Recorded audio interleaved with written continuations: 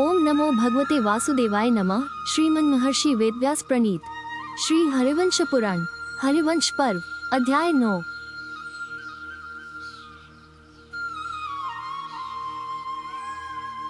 वैवस्वत मनु यम yummy Yamuna Ashwini कुमारों एवं शनैश्चर की उत्पत्ति।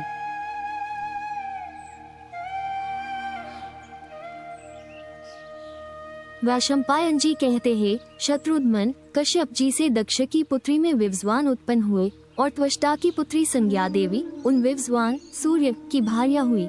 महात्मा मार्तंड की वो पवित्र अंतःकरण वाली भार्या भगवती संज्ञा तीनों लोकों में सुरेनु के नाम से भी प्रसिद्ध है। वह रूपयौवनशालिनी संज्ञा अपने पति सूर्य देव के मंडल के तीव्र तप तेज एवं दीप्ति के कारण प्रसन्न नहीं रहती थी। उस संज्ञा का रूप सूर्य मंडल के तेज से अंगों के संतप्त होने के कारण झुलस सा गया, अतएव सूर्य उसको बहुत अच्छे नहीं लगते थे।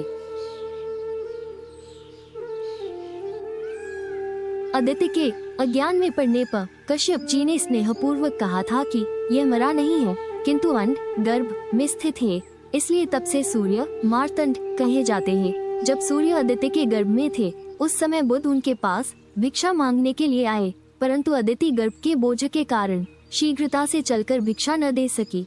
तब बुध ने अदिति को शाप दे दिया कि तेरा गर्भ मृत हो जाए। ये सुनकर अदिति व्याकुल हो गई। तब कश्यप जी ने अपनी शक्ति से बुध के शाप को दूर कर दिया और कहा कि यह वास्तव में मृत नहीं हुआ, अंड गर्भ के भीतर वर्तमान है।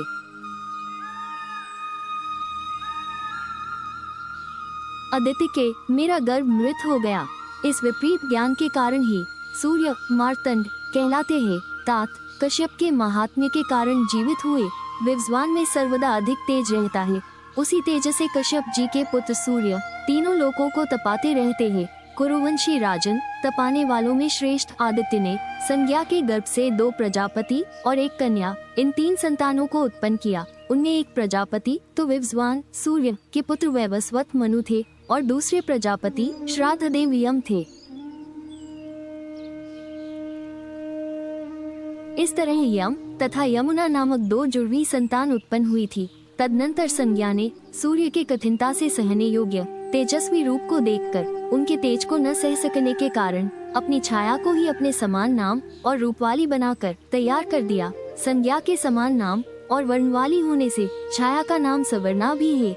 इसी के पुत्र सावर्णी मनु है। वह मायामयी संज्ञा की छाया से उत्पन्न हुई थी। नरेश्वर वो छाया संज्ञा को प्रणाम कर हाथ जोड़कर बोली, शुचि स्मिते, बताओ मुझे क्या करना चाहिए।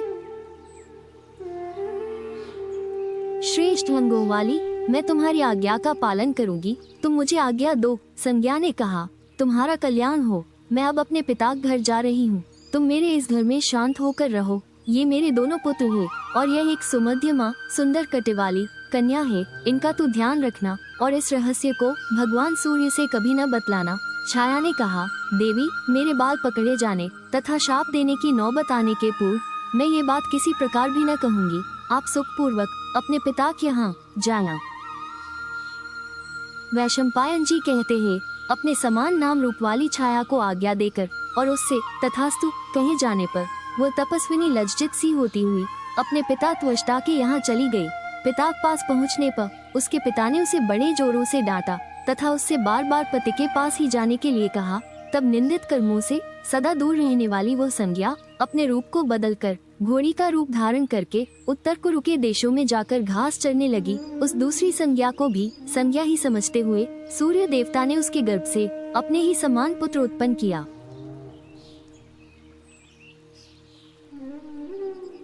तात ये अपने बड़े भाई मनु के समान वर्ण तथा शक्ति वाले थे, अतएव सावर्ण कहलाए। वे ही मनु हुए जिनका नाम सावर्ण मनु है। उस छाया से जो दूसरा पुत्र उत्पन्न हुआ उनको तुम शनैश्चर समझो। संज्ञा की छाया के पृथ्वी में पड़ने के कारण वो पृथ्वी से उत्पन्न हुई, अतएव पार्थिवी कहलाती थी। वो पार्थिवी संज्ञा अपने पुत्र से तो अधिक स्नेह करती थी, परंतु वैसा स्नेह उनसे पहले की संतानों से नहीं करती थी। मनु ने तो इस बात को सह लिया, परंतु यम इसे न सह सके। वे वैवस्वत यम बाल स्वभाव एवं रोष के कारण तथा होनहार भावी के वशीभूत हो संज्ञा को पैर दिखाकर डांटने लगे। राजन, इस पर सावर्ण की माता ने अति दुखित हो कोप में भरकर उन्हें शाप दिया कि तुम्हारा ये चरण गिर जाए। छाया संज्ञा के उस वाक्य से पीड़ित और शाप के भय से अत्यंत व्याकुल होकर यम ने हाथ जोड़कर पिता से वो सब बात कह दी। वे पिता से बोले, मुझे ये शाप न लगे। देखिए, माता को तो सब पुत्रों के प्रति समान रूप से स्नेहपूर्वक व्यवहार करना चाहिए,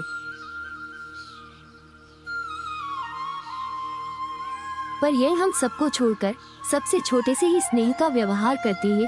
सो मैंने उसके ऊपर पैर उठाया ही था, शरीर पर मारा नहीं था। मैंने ये काम लड़कपन से किया हो अथवा मोहवश, परंतु आप मुझे क्षमा कर दे। संज्ञा ने कहा, बेटा, मैं तुम्हारी पूजनीय हूँ, तो भी तुमने मेरा तिरस्कार किया है, अतः तुम्हारा ये पैर निस्संदेह गिर जाएगा। संतान तो कुसंतान हो सकती है, परंतु माता कुमाता नहीं हो सकती। लोकेश्वर, माता ने मुझे शाप दे दिया है, परंतु तपने वालों में श्रेष्ठ गोप्ते, आपकी कृपा से मेरा पैर न गिरे, ऐसी कृपा कीजिए।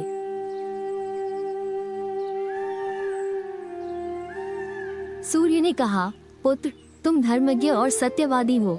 तुमको जो क्रोध चढ़ आया, इसमें निस्संदेह कोई बड़ा भारी कारण होगा। मैं तुम्हारी माता के वचन को सर्वथा तो लौटा नहीं सकता, पर महाप्राज्ञ कीड़े तुम्हारे चरण मन से मांस लेकर पृथ्वी तल पर चले जाएंगे, तब तुम्हें सुख मिलेगा। इस प्रकार तुम्हारी माता का कहा हुआ वचन भी सत्य हो जाएगा और शाप का परिहार होने से तुम्हारी भी रक्षा हो जाएगी। फिर सूर्य ने संज्ञा से कहा, सभी पुत्र बराबर है, तो भी तू किसी से कम और किसी से अधिक स्नेह क्यों करती है?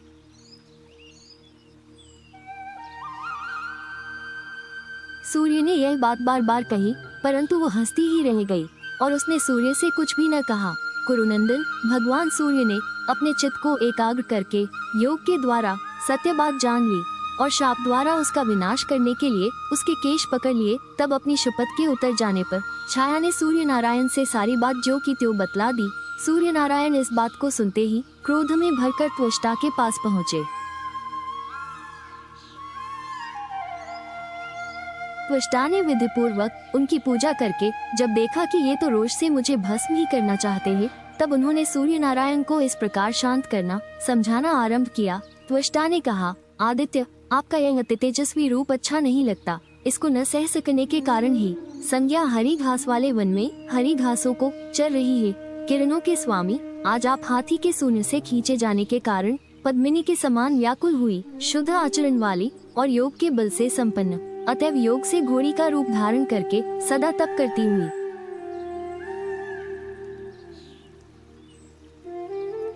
पत्तों का आहार करने वाली दुबली, दीन, जटाधारिणी और ब्रह्मचारिणी अपनी उस प्रशंसनीय भार्या को देखेंगे। देवेश, यदि आपको मेरी बात ठीक लगे तो शत्रुघ्न, मैं आज आपके रूप को मनोहर बना दूं। पहले सूर्य का रूप तिरछा, ऊंचा और सब ओर से एक सा था। उस रूप से संपन्न होने के कारण ही वे विभावसु कहे जाते हैं। इसलिए उन प्रजापति सूर्य नारायण ने त्वष्टा की बात को बहुत अच्छा समझा और उन्होंने अपना रूप ठीक करने के लिए त्वष्टा को अनुमति दे दी। भारत, तब त्वष्टा ने मार्तंड सूर्य के समीप जाकर उनको सान पर चढ़ाकर उनके तेज को खरादना आरंभ कर दिया। इस प्रकार तेज के छिल जाने से उनका रूप खिल उठा और उनका रूप रम्यातिरम्य होकर अधिक सुशोभित होने लगा। तब से किरणों के स्वामी भगवान सूर्य के मुख का रूप बदल गया। उस समय से उनका मुख रक्तवर्ण का हो गया। उन मार्तंड के मुख से जो मुखराग छूटा था, उससे 12 आदित्य उत्पन्न हुए।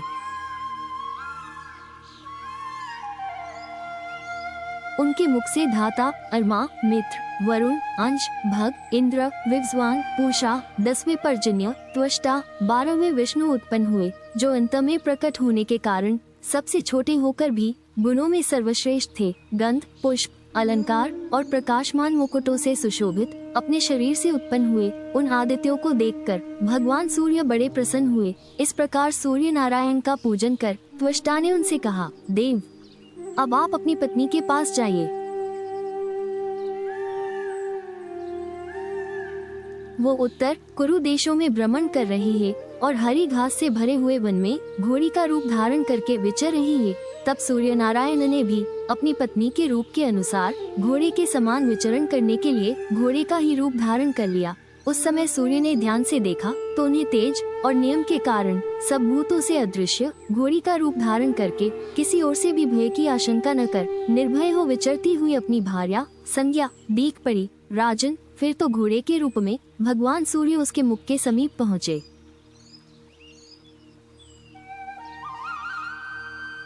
पर हुआ, पर पुरुष की आशंका से मैथुन के प्रतिकूल चेष्टा करने लगी और सूर्य के वीर्य को उसने अपनी नाक पर से गिरा दिया। उससे वैद्यों में श्रेष्ठ अश्विनी कुमार नामक देवता उत्पन्न हुए। वे दोनों अश्विनी कुमार नासत्य और दस नाम से प्रसिद्ध है। भारत, ये दोनों 8वें प्रजापति मार्तंड के पुत्र हैं। इन्हें सूर्य भगवान ने अश्वारूपा संज्ञा के गर्भ से उत्पन्न किया था। तदनंतर सूर्य ने उसे अपने मनोहर रूप में दर्शन दिया। जन्मेजय तब वो स्वामी को देखकर बड़ी संतुष्ट हुई। इधर यम अपने उस कर्म से मन ही मन बड़े दुखित रहते थे। अतएव वे अपने धर्मराजव के अनुरूप ही धर्मयुक्त आचरण से प्रजाओं को प्रसन्न रखने लगे। उस श्रेष्ठ कर्म के कारण उन महाकांतिमान धर्मराज को पितरों का आधिपत्य और लोकपाल का पद मिला तथा वे तपस्या के धनी प्रजापति सावर्ण मनु हुए। वे सर्वसमर्थ सावर्ण भविष्य के 8वें मनवंतर के मनु होंगे। वे आज भी सुमेरु पर्वत के शिखर पर घोर तप कर रहे हैं। इनके भाई शनैश्चर ग्रह बन गए और जिन नासत्यों का वर्णन किया है वे स्वर्ग के वैद्य बन गए। वे उपासना करने वाले के घोड़ों को शांति देते हैं। उसी तेज की छीन से त्वष्टा ने का सुदर्शन चक्र बनाया। वह दानवों के अंत करने की इच्छा से बनाया गया चक्र युद्ध में किसी प्रकार भी व्यर्थ नहीं जाता। उन दोनों में छोटी जो यमी नाम की यशस्विनी कन्या थी, वह नदियों में श्रेष्ठ, लोगों को पवित्र करने वाली यमुना हुई। मनु संसार में मनु कहलाते हैं और सावर्ण भी कहलाते हैं। उनके दूसरे पुत्र और मनु के भ्राता जो शनैश्चर है, उन्होंने सब लोगों से पूजित ग्रह का पद प्राप्त किया। जो मनुष्य देवताओं के जन्म की इस कथा को सुनता है अथवा मन में धारण करता है, वो आपत्तियों से छूट जाता और बड़ा भारी यश पाता है। इस प्रकार श्री महाभारत खिल भाग हरिवंश के अंतर्गत हरिवंश पर्व में वैवस्वत मनु आदि की उत्पत्ति विषयक 9वां अध्याय पूरा हुआ। जय श्री कृष्ण।